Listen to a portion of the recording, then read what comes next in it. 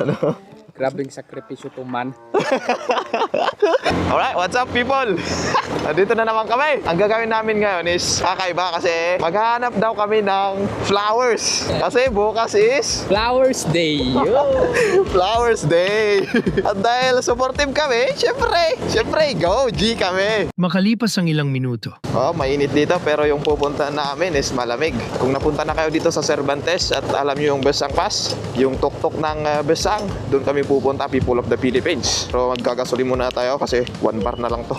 At kukuha si J. Ardel ng kanyang, ng aming. Ano yung kukunin mo boy? Rice. Rice. Ang ganda ng sasakyan boy. Ganda ng sasakyan.